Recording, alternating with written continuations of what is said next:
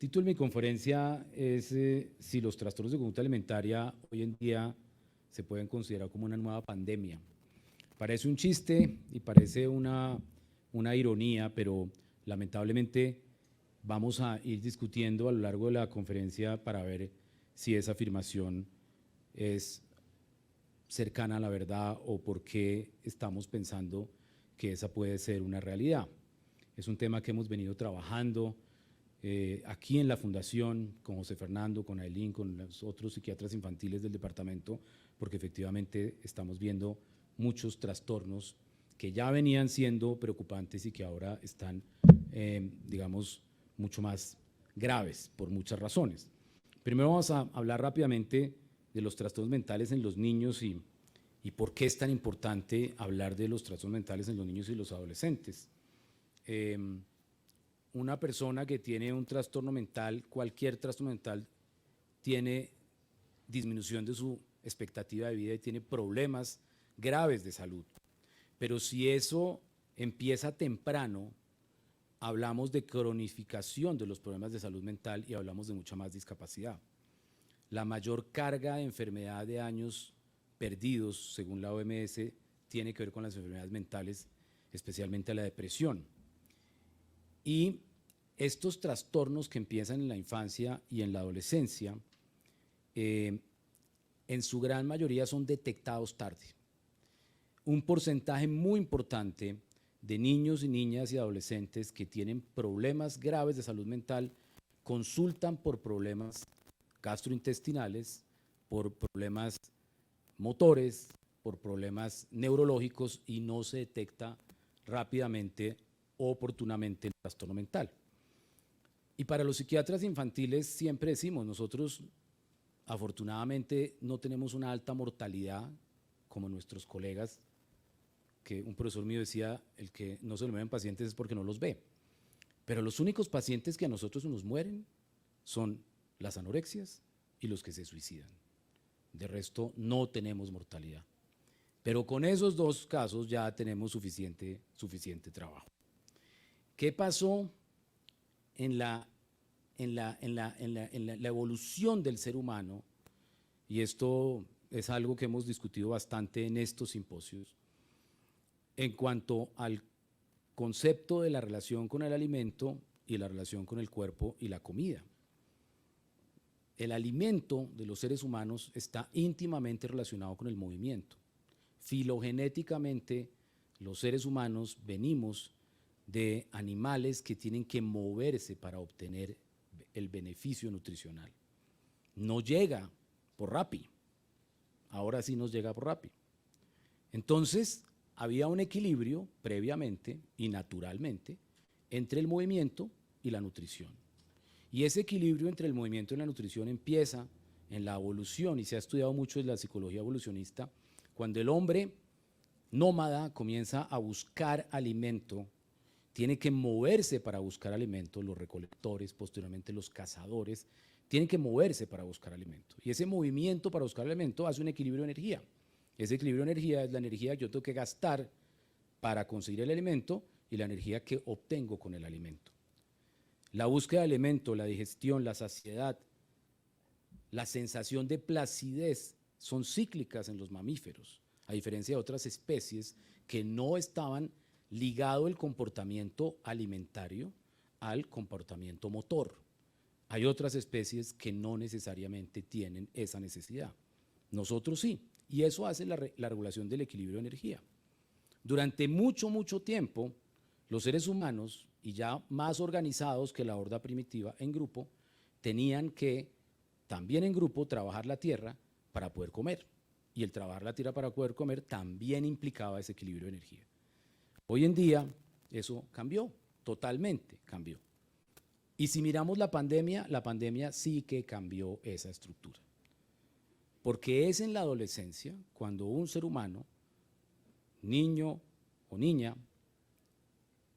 me refiero al género, está preparándose para comenzar ese equilibrio energético que lo vuelve una persona capaz de procrear y de mantener la cría, y es lo que en últimas ha sido la causa de que estemos aquí y sobrevivamos. Entonces, por eso es que en la adolescencia los adolescentes tienen comportamientos a veces de quedarse quietos, a veces de salir corriendo, a veces de ser futbolistas, a veces de ser youtubers, a veces es un equilibrio entre quietud y movimiento, quietud y movimiento, quietud y movimiento. Usted está ahí encerrado todo el día, no ha hecho nada, pero ve a León Andrés Carne de Res 6 horas bailando, ¿no? Ese equilibrio es un equilibrio que prepara de alguna manera el cuerpo del adolescente para tener un equilibrio energético. La pandemia, ¿qué hizo? La pandemia alteró ese equilibrio energético. La pandemia además generó mucha ansiedad, incertidumbre, tristeza, restricción al movimiento, restricción a la interacción, sedentarismo. Se generaron comunicaciones alternativas que hoy en día tenemos, por supuesto, y que, pues digamos, gracias a Dios existían, pero se abusó de esas comunicaciones interactivas y se cambió la forma de interactuar de los adolescentes a través de sus posibilidades de moverse y de contactarse con el otro, con otro tipo de comunicación y de conductas muy mecánicas, como lo que sabemos de la adicción a los juegos de video, de la adicción al internet, etcétera, etcétera. En el cerebro de un adolescente, en la pandemia, en el rinencéfalo de un niño o niña adolescente, el recuerdo de la capacidad de adaptación y de la capacidad de generar mecanismos que enfrentaran los momentos difíciles está guardado en el cerebro, filogenéticamente está en el rinencéfalo. El cerebro humano está preparado para la inactividad, para el sedentarismo y para la ansiedad. Y esa preparación es un mecanismo de defensa que el cerebro, el rinencéfalo, no sabe que era una pandemia. El rinencéfalo piensa que volvió a la época de los glaciares, o que estamos en una hambruna, o que estamos en una sequía, y prepara al cuerpo para el ataque o para la huida. Pero al mismo tiempo que lo prepara para el ataque y para la huida, le permite no exponerse. ¿Y qué es no exponerse? No vaya a buscar comida porque viene el mamut y se lo traga. Entonces, quitemos el hambre. No vamos a exponernos a manifestarnos con nuestro cuerpo con movimiento, como los adolescentes que exponen su cuerpo a ver quién está más grande, más bonita. No, quedémonos encerrados. El cerebro joven resiste, pero se prepara para la sequía, altera el cuerpo y altera la mente, y eso fue lo que generó una serie de reacciones adaptativas que terminaron con un incremento de los trastornos de conducta alimentaria en niños, niñas y adolescentes. Y hablo de niños porque este mecanismo, que no estaba relacionado con la figura corporal, fue el responsable de lo que vemos hoy en día, la aparición de trastornos de conducta alimentaria en varones. Entonces, ¿qué encontramos? Encontramos que hay depresión y trastornos de conducta alimentaria como desórdenes comórbidos con mucha frecuencia después de la pandemia. Encontramos en casi todas las estadísticas un incremento de trastornos de conducta alimentaria.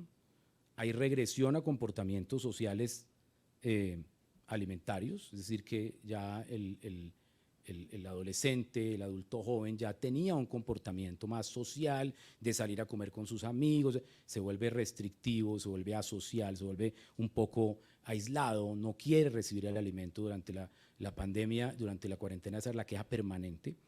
Sedentarismo, obesidad, alteraciones de sueño, obviamente bajó la talla y comenzaron casos de autoagresión y suicidio, lo comenzamos a encontrar, y aquí lo hemos visto en nuestro hospital, es un revuelto de cosas entre trastorno de conducta alimentaria en el mismo paciente, cutting, alteraciones del sueño, depresión, o sea, es una situación de una muy alta comorbilidad. El incremento a nivel mundial de los trastornos de conducta alimentaria es una evidencia absoluta, y aquí lo que les traigo es la carga de las enfermedades mentales, cómo cambió antes y después de la pandemia. Lo que vemos aquí es, bueno, había aprendido, pero creo que ahora ya no sé cómo es. Dejémoslo así y yo les voy diciendo de qué se trata.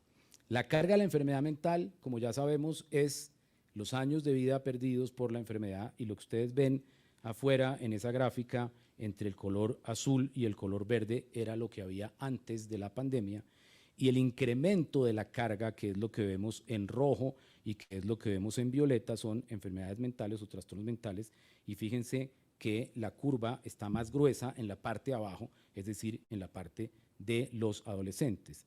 La carga que produce la pandemia es el centro de esa gráfica. Ahora, no quiere decir que esos trastornos mentales hayan empezado solamente en la pandemia. Los trastornos de conducta alimentaria tienen unas condiciones previas, y esas condiciones previas en ciertos sujetos estaban predispuestas para que el desencadenante, que fue la pandemia, se incrementara. Estamos en un afán enorme de detectar casos de trastornos de conducta alimentaria tempranos, porque eso previene la aparición del cuadro florido.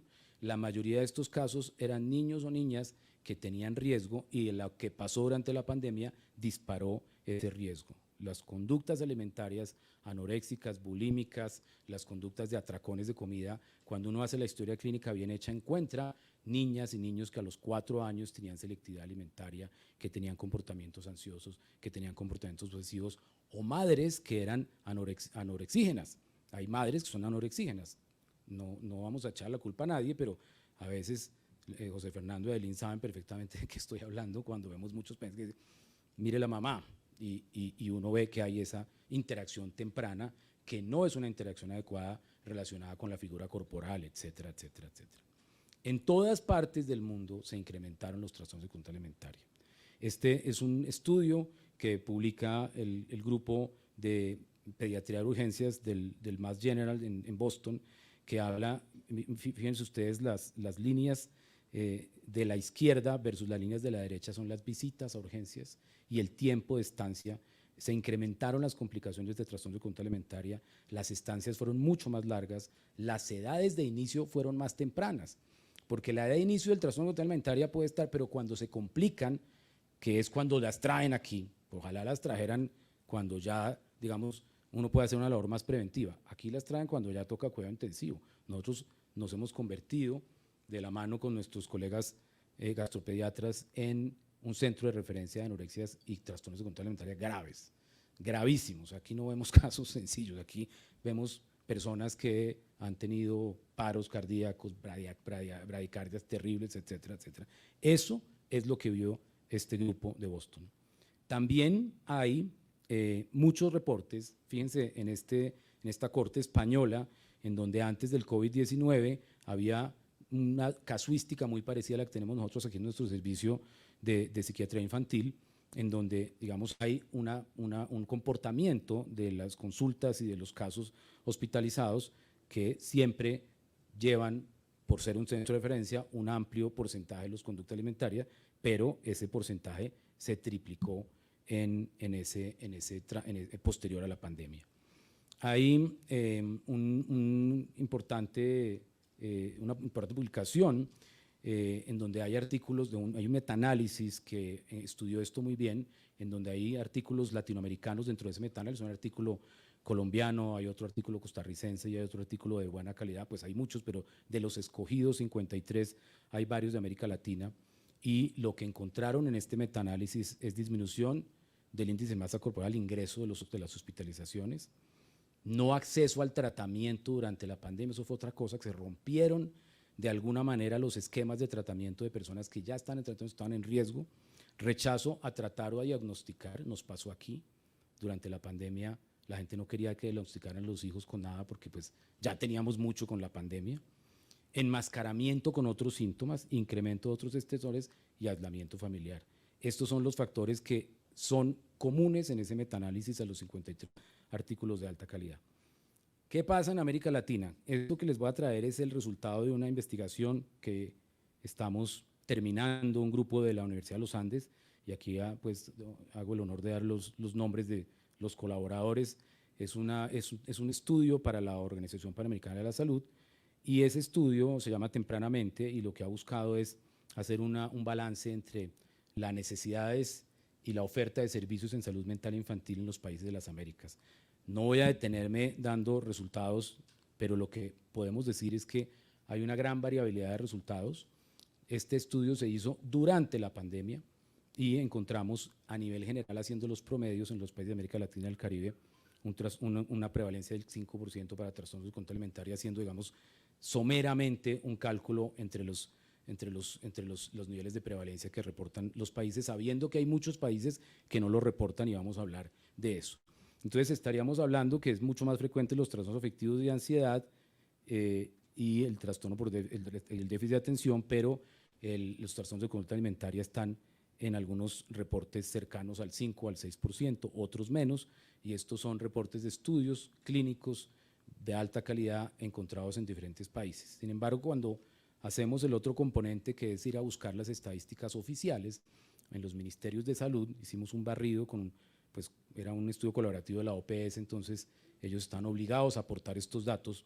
Los datos no tienen nada que ver con esos otros estudios y los reportes son reportes que llaman la atención como si no existiera el problema en los datos oficiales. ¿Qué nos explica eso? Hay grandes dificultades para analizar la prevalencia. Primero, porque hay una gran cantidad de comorbilidad. Entonces aparece el primer diagnóstico, que generalmente es depresión o desnutrición, no aparece el trastorno de conducta alimentaria. Pero el problema más grave que tenemos en nuestros medios es que no hay una cobertura de los aseguradores, por ejemplo en Colombia, para los trastornos de conducta alimentaria. Eso es una cosa increíble, que cuando uno va y cuenta eso en otro país nadie lo cree. Eso es afectar un derecho humano de niñas y adolescentes. Aquí no le cubren las EPS, los seguros voluntarios, las trastornos de conducta alimentaria, porque ellos suponen que es que la niña anorexia se voluntarió para ser anorexia. Eso no es así, ojalá lo fuera. Entonces, pues claro, aparecen otros diagnósticos, no se detectan sistemas ambulatorios, siempre es un trastorno enmascarado y según las cifras oficiales de Latinoamérica y del Caribe, cifras oficiales de ministerios, es mucho menor que los estudios que reportan centros de investigación en cada país que nosotros consultamos. Esto es contradictorio, es muy contradictorio, ¿sí? Además, hay en muchos países una ausencia de legislación para esa cobertura.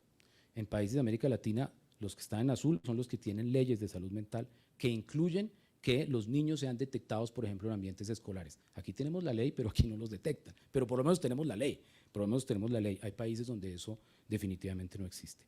Y hay muchas barreras y limitaciones para que la gente pueda llegar a los servicios. Nosotros complementamos este trabajo que hicimos a nivel cuantitativo con unos trabajos que hicimos a nivel cualitativo, y esos cualitativos se hicieron a través de unos grupos focales que se hicieron en varios países, y esos grupos focales lo que hizo fue reunir en un mismo grupo asociaciones de pacientes, asociaciones de padres de familia, prestadores de servicios de salud y gestores oficiales de los ministerios de salud.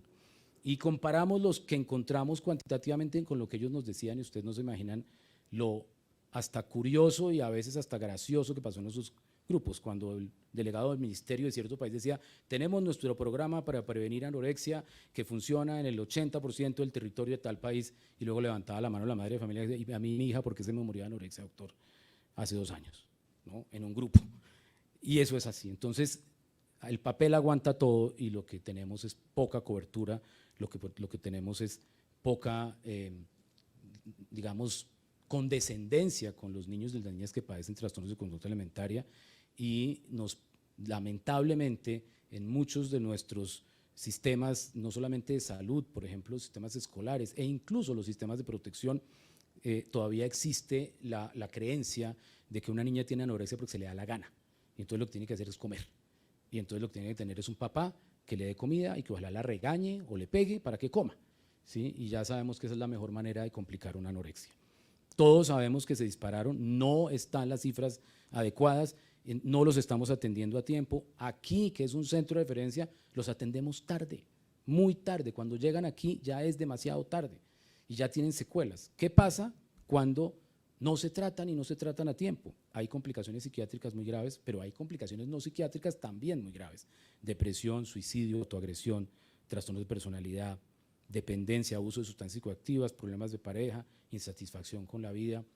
Vemos pacientes adultas o adultos, porque esto hoy en día también ha cambiado y hay varones con unas vidas insatisfechas y terribles que vienen y nos consultan 10 años después, porque se acuerdan que los tratamos para su trastorno de conducta alimentaria y nos cuentan que están con hospitalizaciones psiquiátricas, que no han terminado la universidad, etcétera, etcétera. Y más las complicaciones no psiquiátricas, pues ustedes las saben mejor que yo, que son cardíacas, renales, cerebrales, hormonales, digestivas, sistémicas, etcétera, etcétera. Hay estudios que han mostrado qué pasa con los trastornos de conducta alimentaria cuando se detectan tarde, cuando se tratan tarde y cuando ya generan secuelas. Problemas de cronicidad, o sea, gente adulta que permanece con los trastornos, infertilidad, Es impresionante la cantidad de gente que en las clínicas de fertilidad cuentan la historia clínica que tuvo un trastorno de conducta alimentaria en la adolescencia. No nutrir los ovarios en la adolescencia es la mejor manera de planificar, ¿sí? Pero pues no es la idea. Problemas cardíacos, renales, accidentes, hiperlipidemias, adicciones, enfermedad coronaria y muerte temprana. Sería muy fácil tratar a una persona con un trastorno de conducta alimentaria antes de que llegue aquí, con medidas en atención primaria que no son difíciles de hacer, mucho menos costoso, mucho más costo efectivo para un sistema de salud, pero aquí lo que estamos acostumbrados es a tratar más la enfermedad y eso cuando pueden llegar. Entonces, pues ya hablamos de esto, los desenlaces en la edad adulta, depresión mayor, suicidio, ansiedad, dependencia económica de embarazos no deseados. Hay varios estudios que han continuado los casos de detección tardía o los casos de complicación hasta la vida adulta y no la pasan bien.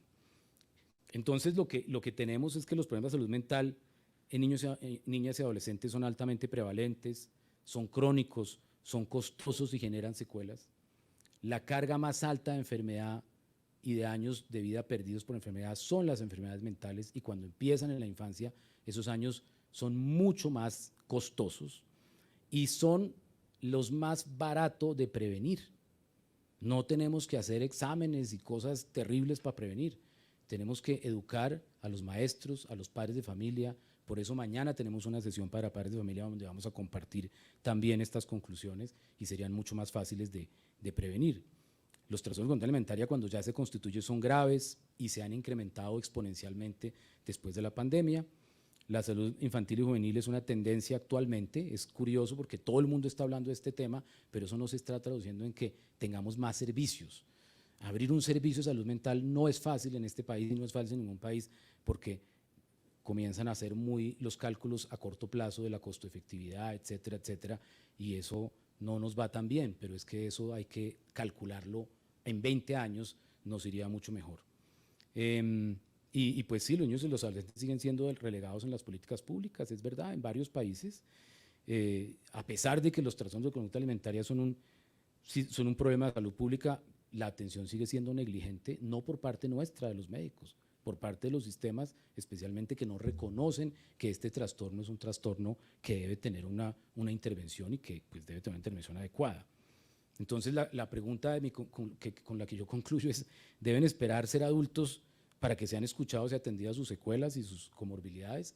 Esperemos que no. Eso es lo que quería compartir con ustedes.